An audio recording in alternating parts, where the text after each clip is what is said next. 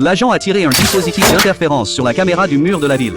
La salle de sécurité a immédiatement perdu le flux de surveillance. Ensuite, il a tiré un pieu en acier dans le mur. Il a tendu la corde reliée au pieu. De cette façon, il pouvait surmonter la gravité et escalader facilement le mur. Pour éviter d'éveiller les soupçons du personnel de sécurité, Ethan a rapidement sorti une caméra miniature. Il a pris une photo de la vue que la caméra pouvait capturer. Puis il a rapidement développé la photo. Il a placé la photo juste devant l'objectif de la caméra.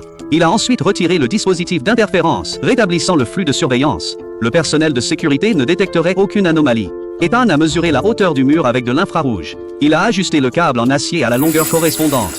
La descente entière s'est faite en douceur. Elle n'a fait aucun bruit. Ensuite, il a enlevé sa veste. En dessous, il portait une tenue de prêtre. Ainsi, Ethan a réussi à s'infiltrer dans le musée du Vatican. Grâce à son identité de prêtre, il pouvait se déplacer librement dans tout le musée. Ethan est allé au sous-sol. Il a trouvé l'emplacement de la salle de distribution électrique. Puis il a utilisé un fil pour ouvrir la serrure de la porte. Après être entré dans le musée, Ethan a sorti un mini-ordinateur d'une Bible. Il l'a connecté à la ligne de surveillance, transformant avec succès les images de surveillance des couloirs du musée en une image fixe. Tout cela était pour aider son compagnon à entrer. Le compagnon s'est déguisé en touriste et est entré dans le musée. En prenant une photo, il a secrètement tiré un traceur sur la plaque d'égout de la place. C'était leur futur point d'évacuation.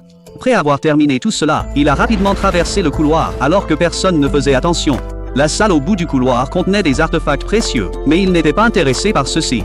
À la place, il a enfilé un uniforme de sécurité qu'il avait préparé à l'avance, car il devait encore aider d'autres coéquipiers à entrer. Pendant ce temps, la femme faisait semblant d'être une mondaine pour assister au bal du musée, mais le garde de sécurité est devenu suspicieux quant à son identité. Heureusement, le compagnon qui avait changé de vêtements est arrivé à temps. Il s'est immédiatement comporté de manière très respectueuse. Ainsi, avec l'aide de son compagnon, la femme a réussi à s'infiltrer dans le bal.